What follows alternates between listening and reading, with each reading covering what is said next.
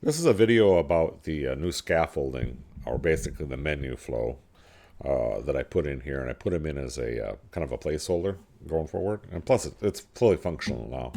So this is a new menu flow. Sandbox and party mode take you to a game as it existed before. So basically into that host or join a game set of menus. And they'll probably change over time, but I haven't thought about that much because I was worrying about the simulation, which I say is play the game. Click on that, and you're brought to a regions. So 9 regions with a kind of community hub in the middle. So if I, and these are the regions we've talked about in Confluence. If I click on Outback, whichever one you click to, it comes out and it shows 4 potential venues you can go to with green, yellow, red, and violet. The green being the easiest or the smallest, yellow, medium, red, the largest or the hardest to play. And if I hit Rave Cave, what happens is it automatically on the right hand side takes you to information. So this would be where you'd have all the information about the Rave Cave. And it's also, and you'd have tabs here to change the what's showing in the this window here. So tips would take you to, this is the tips, so all the tips for the Rave Cave. And I thought tips would be where we'd put in unique helping points for that venue to help people score better. So information, again, takes you back to information. So this is just talking about it. The other 2 buttons, views and history, I'm not sure what that'll turn into. The views may be snapshots I took. And history, I thought we'd have some kind of log of, what they had been doing in that venue. So the Rave Cave, for example. Now, we're in the Rave Cave. Launch venue will take you to the Rave Cave. Back to regions takes you to the previous menu.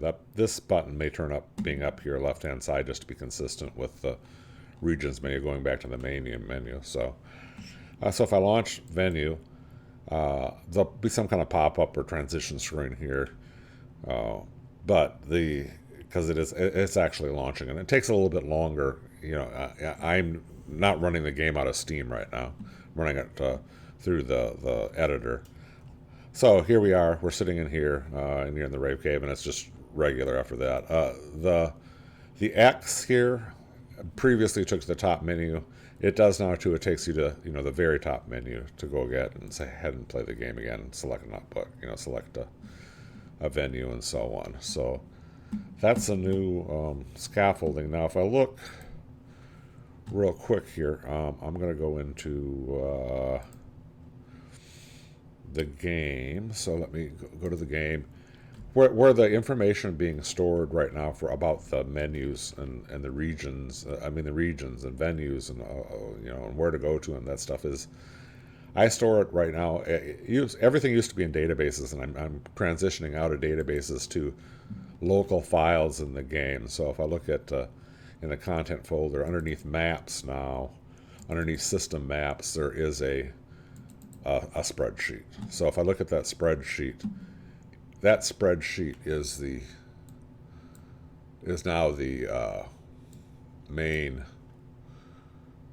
way that you would keep that you'd have information about it. So this is basically the regions, whether it's small, medium, large, the map name. So this is kind of the database, but instead of a database, it's just an internal CSV file into the game. I'm doing that for a lot of reasons. The main reason is to keep it all local to the player, and also they don't have to round trip to the database to get this then because it's on their hard drive, and it's as we add venues and stuff like that, they'll just get that information shipped down to them as part of the game. But what I do, just for everybody's information, what I do is I have this tied to what's called the data table inside of Unreal Engine. So whenever I change this spreadsheet, when I get into the editor, it says, "Hey, do you want to import it again?" So it knows that if I'm making modifications, it tells me every time to say, "Hey, you made a change to the spreadsheet? Do you want to import it into the local data table to the game?" So that's how that's all working now. And that's a quick demo of the. And I'll show you here. Like if you say sandbox, you go where you'd expect to go. So that is the scaffolding now for the menu, and I did add all the venues and for all the regions like I had in the Confluence document. Let me see.